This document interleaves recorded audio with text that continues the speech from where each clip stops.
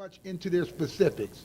But for me, I mean, a lot of people, when I started speaking up, people that I work with and people that knew me, oh, is he Black Lives Matter? Is he a Black Panther? And it's just, I think sometimes when people just see you as an officer, they don't see you as a person. Okay, so issues that are facing black people in America today, driving down the highway, being followed in convenience stores. These things happen to me. I mean, I don't have a badge on my forehead. So, I mean, I got to be concerned with these incidents, that go on, whether it's Tamir Rice, Freddie Gray, Alton Sterling, whichever one of the incidents, because but for the grace of God, that could be me. And there's a vast amount of the community, I don't care if they're black or white or Hispanic, they want to hear somebody saying, I see that and I don't think it's fair. And here's why. But I also think that you can be angry and upset and you can have righteous anger and you can protest, you can do all these things. But if you're not going in and learning your police department, meeting the officers, because here's the one thing that nobody really ever wants to talk about. That officer out on the street is not in any position to make decisions. He gets directives that come down from on high, he or she. And they're restricted as far as to what they can say. And a lot of officers are afraid to speak up because if they do, like I said earlier, they're going to get ostracized within the ranks. They could be disciplined or fired by their departments, and so what do you do? Is the community going to back the officer? I mean, Mike's sitting here, and I didn't know a lot about his case till I met him and spoke with him. But I mean, he's proof. Here's a guy that's speaking up and doing the right thing. And then you say, well, where are the people who say, why don't officers speak up? Well, here's one, where's the support? I think our politicians, by and large, everybody wants to play with this issue and throw out community policing, but they don't want to invest in community policing. And I'm going to take a minute and I'm going to tell you why. And this is my opinion. I did community policing in my city. I love it. And what I found with it is that the community develops a very strong attachment to that officer, particularly. They don't want to talk to the chief. They don't want to deal with the sergeants. They begin to trust you. And you go into council meetings or you go into different meetings and they'll say, well, I don't want to talk to this person, that person, that Officer Mason or Officer so-and-so come. That's the neighborhood officer. That's who I want to deal with. And within police departments, they're like little kingdoms. Every little division is a kingdom. And everybody has their own turf, and people are very defensive of their sections and their units. And so when you got just this little beat officer that's got all this appeal, politicians get afraid. Is he going to endorse one person over another? And a lot of people are listening to him or her. And so the easiest thing to do is let's just get rid of the program.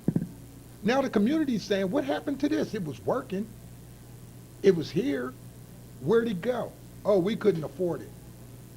But, what did New Orleans just got done paying $13 million to some people for Katrina? How many community policing officers could you have had for $13 million? And how many programs could you have created for kids in the inner cities with that kind of money? Well, I mean, and you got to look at a lot of your programs and say, are they practical? If you've got a $100,000 budget for a power program that's only reaching 50 kids, is that program effective? You can take that same $100,000 and go get, even if you can only afford one community police officer under that for the first year with the schooling and with instructor school so he can come back and teach everybody else. When that one community police officer now goes into one housing project, not only has he reached 50 kids instantly, but he's reached at least 25 parents, at least 3 or 4 grandmothers, so he's made much more of an impact in one day than your power program made in a week. But police administrators aren't going to know that because you got to come out of the office and you got to come on the front line. And when you talk to the community, you have to be straight up. You got to be transparent. You can't want to be approachable without letting people approach you. You know what I'm saying? Well, and then I'm glad you brought that point up too, because I want to go back to just one reference point, like with Michael Brown, how in the discussion with Darren Wilson, how he the narrative was that he was charging at him like a wild beast. Like the reason why I want to bring that up now is you mentioned the appearance. Okay, so do you think there's an inconsistency in how law enforcement is choosing to view certain people in the communities, and that's why there's kind of a hang up in terms of what problems get solved when? Personally, I think appearance and perception, there's enough blame on that plate for everybody to eat off of. Black, white, officers, politicians, preachers, there's enough there. And you know, I'm not going to comment specifically on Michael Brown because I don't know all the ins and outs of that case, but I'll just say in general, here's the scenario I often use. You know, when I'm off duty, I can walk in some places and people will see me. And sometimes, you know, I'm 6'4", I may be coming from the gym. They don't think I'm a cop and they get intimidated. And sometimes you just think, wow, you know, they're just scared of me because I'm black or this or that. And that's immediate reaction. Sometimes it can be true, but sometimes it's not. But then here's the question, though, that we have to, you know, I'm big on dialogue. How do you know that, let's say, before I came in the store, a brother pulled up and he gets out of his car and he's got B words and F words and N bombs and everything else blasting at 600 watts. He gets out the car, pants hanging off his butt. He walks in the store, bullies and intimidates everybody in line. And he leaves. Now, here I come. I can say, I can understand why they might have thought that way of me because look at what they just saw. Now, I've got two choices. I can walk out and go, you know what, they're racist, they just profiled me. Or I can say, you know, did I do something to you? And they may go, no, you didn't just see, I'm sorry I treated you that way. This is what we just experienced. So now, not only do I understand why they had that view of me, but they're going, wow, at least he asked me and he was approachable. The whole thing has got to be dialogue, but transparency is key. You've got to give officers the ability to be transparent and be approachable, but at the same time, the officers have to be willing to be approached. And, you know, I believe, and it's my opinion, I think there's a fear in America of black men. It doesn't matter that you're a cop or a plumber. You know, that's obvious. We see this from road rage incidents to whether it's police shootings or whatever, the reaction that you get, you know. And in our job, we can't afford to have a bad day. We can't afford to make that misjudgment because when we misjudge, it's detrimental. It can cost you your life, your finances, your marriage, your career, and a lot of that comes with training. You know, let me make a point here, and then, Mike, I want you to speak to this. But the fact of the matter, today there was an article in the newspaper about what they're referring to as the Ferguson effect. Supposedly, the situation in Ferguson, Missouri, has had a very chilling effect on how police, by and large, are doing their work today. They're very reluctant to engage. They're intimidated by what may come. See, this conversation, what we really want to accentuate is the fact that we're going to lose the capacity to police the streets of America. I tell people I exercise the authority over them that they allow me to based on a social contract. That's the uniqueness of the policing function in America. It's based on compliance, trust, and I submit to you that trust has been undermined. And when you have people like David Clark and my ex-chief who come out and give you cheap public commentary that has nothing to do with the actuality, they do you a great disservice because we're not having the conversations we need to have in order to arrest some very troubling trends. I think you can agree with me, there's great slippage in our cultural norms today. These things need to be spoken to. You know, I turn on the TV, and yesterday during the Sessions confirmation hearing, there was agreement on both sides of the aisle. The policing function needs to be reformed. But see, that's cathartic. We're not taking the next step. We need to take the next step before we find the job absolutely untenable, where we cannot do it any longer. And those of you who are listening to this, you've got a dog in this fight. You have to.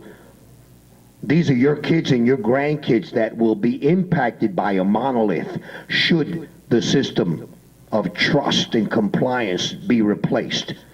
Because I submit to you, you can put your finger on the pulse and you know we're morphing towards a more militaristic approach of doing the job. So my problem personally is when I hear someone defend the old way. Oh, it's pristine, it's really clean. I've got 35 years. I've seen some things that are heinous. Chief Cunningham spoke to that. Think about what the man said. We've done some unspeakable things because of some of the laws on the books. My God, it's time to reform those laws. It's time to be open. Michael Hackbarth's case is the quintessential case. If you can understand his case, and there'll be notes to follow, when you embrace what's happened here, you will understand why we don't police ourselves, why we can't, why the career of one man trumps the truth and trumps the well-being of the public that we've sworn to protect. The conversation we're having here is one of the sole imperatives of the day. I'm concerned for my wife, my daughter, my granddaughter. The three of us don't know what will come with our speaking, but we'll embrace whatever it is that does come. We want the truth to get out. We want to provoke a look at what is actually there and not offer you cheap sound bites, and that's why we're doing this tonight. Michael. You know, we talk about the idea of pristine. This lieutenant had been complained on numerous times before and additionally after for all kinds of abusive attitude, technique, etc. You know, during this investigation, as it initially started during that week that he had this case, witnesses heard him say, "I'm going to teach this kid a lesson. Oh, it doesn't really matter. She's just going to drop the charges anyway, but I'm going to put him in jail." What kind of attitude is that? There's already a signed non-prosecution statement. And it was followed up by a video recording where she said no assault occurred. That it was like a hug. But he's going to put this kid in jail. He's going to teach him a lesson. What kind of attitude is this? And he's been complained on for that type of attitude. He had a reputation. I wanna also jump in while we're on the topic of law enforcement reform. I think there's just from not being a police officer myself, I think there's just a bad optic on law enforcement, and that's the first layer we have to get past. I don't know if you agree. Well, I'm going to say yes and no. Because, you know, if for instance, let's say I police where you live, but I live 35, 40 miles away. I don't go to the barber shop you go to. I don't go to the church you go to. I don't go to the grocery store you go to. I don't go to the clubs you go to. You don't ever see me, except in this uniform, writing a ticket or taking somebody to jail. That's it. So what do you associate me with? A negative experience. Whether or not you personally have had an experience with me, all you've seen me do is interacting in what you can only guess is a negative context with someone for whatever reason. So do you really want to come meet me now? I mean, I've never done anything to you. You don't know me and I don't know you, but do you feel that I'm approachable? Now, for me, and I'm not saying all officers should be this way, but for me, see, I police, live in the community I police. I go to the same HEBs and grocery stores they go to. I go to the same barbershop that the brothers go to. I go to the gym and work out with all kind of people, the public gym. See, so people see me in and out of uniform. When I'm at work, they can call me Stan or Mason or Officer Mason or whatever. You know, I don't get hung up on titles. And see, one of my videos, I talk about this in moral policing. You know, meet people at their perspective of the problem and then guide them into a different view of the problem. But if I come in and just introduce my solution and bring it to bear on you during your crisis, you're going to be resistant to that change. But if I meet you where you are mentally and then say, okay, have you tried this or have you tried that? You know, that's that transparency. And then another thing with policing, and it goes back to you talking about, you know, the perceptions. Do you go in and say, well, that's not a police issue, nothing we could do about it, have a nice day? Or do you say, you know what, we need to refer you to the parks department or the street department, or you need to talk to this person, or have you tried this agency or that agency? Hang on a minute, let me look up something. There's a drug treatment center here. I mean, you're getting paid anyway. How much more does it take to just give the person a resource to go to? And then sometimes just keep your mouth shut and let people vent. A lot of people today want to be heard. They don't want anybody else to tell them what to do anymore. If it's not a crime, be quiet and just let them vent. And then say, would you like to hear my suggestion or whatever? But be a human. That's the biggest thing. Be transparent. Work, if you don't live in the community, you can't expect a community to be open to you because you have a badge and a gun. Well, I guess that's what I'm kind of trying to ask for our roundtable audience. Should people who are not from a community be policing that community? Should there be more sectionalism with the cops, I guess? Now, for me, I'm going to say no to that, and I'm going to tell you why. Because when we do that, you're going to cut off people who really want to learn more about that community. But now here's an important part of that, though. If within police departments, if officers aren't having dialogue in regards to race and these situations that are going on, if white officers don't talk to black officers or black officers don't talk to Hispanic officers, if you don't have that dialogue where you're just shooting the breeze, then if you and I can't talk about this inside the police department, how can we come out and police a culturally diverse community? See, and that's the biggest issue nobody wants to touch with policing today is race and policing. It's a hot button issue that nobody wants to deal with, but the beat officers are having to deal with it every night. And we're making decisions that are getting put under the microscope every day by communities and by police officials, I agree, but a blend of officers, both in the community that are from that community and from other. And the reason why I say that is I've worked with officers that had grown up in that community, and the people they need to rest are family and friends, okay? It just happens.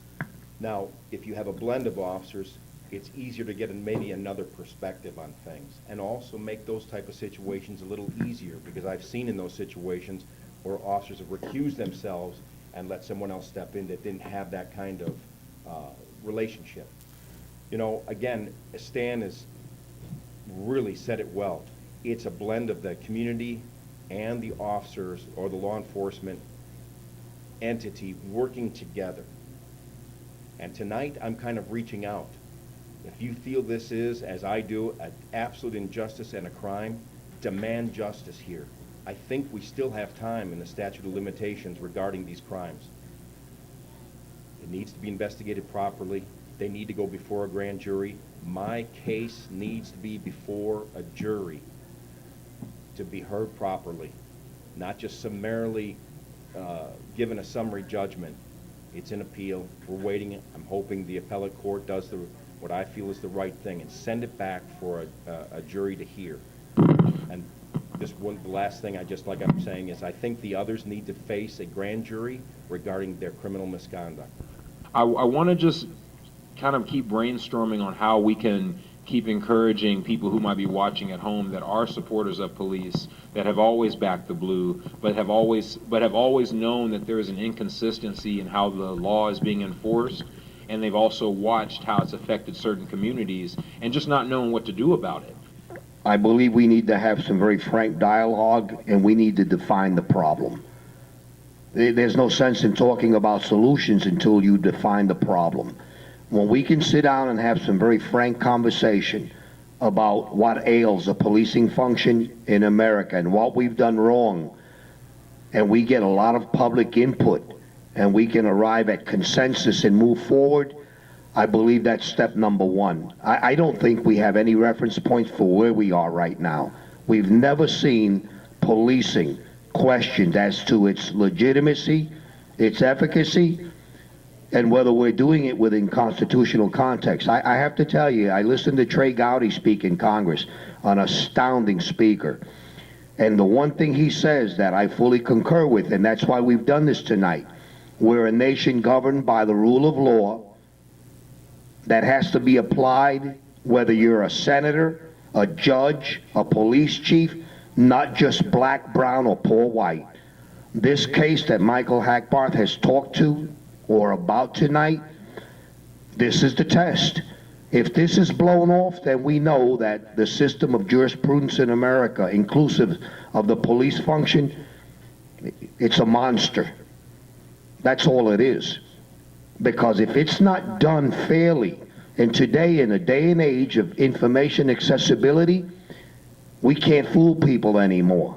People understand what's happening, and you deal with them as Stan has said, open, transparent transactions. We're not doing that. We're going to send a copy of this with a transcript to Trey Gowdy. We're asking that Congress get involved. There's been an awful lot of conversation about police reform. The three of us wouldn't do this. We're not doing this to prepare ourselves to write a book, run for a public office. We may lose our jobs as a result of doing this. We're doing this because we want to pass our culture to our loved ones, our kids and our grandkids. And that's the reason we're doing this tonight. I want to take a moment to thank Stan Mason for coming, for standing behind us. We stand together, the three of us, and we will stand together and see this happen. You know, if I can encourage people to do anything, and I'm a very proactive person, I'm solution oriented. I don't want to just throw up situations without giving solutions. I'll say this to everybody. You know, if you don't know the three officers, day shift, afternoon shift, and night shift, that work your area, then you're not involved in understanding your police department. If you don't know the sergeant that's over that district, then you're not involved in understanding your police department. If you don't know the chief's name, you're not involved in understanding the police department. And if you're not getting in and at least meeting those people that work your area, if you're not making that effort, then I have to hold you accountable as part of the problem. You know, see, because we need citizen reform too. I mean, and that's one thing, you know, there's two sides to this.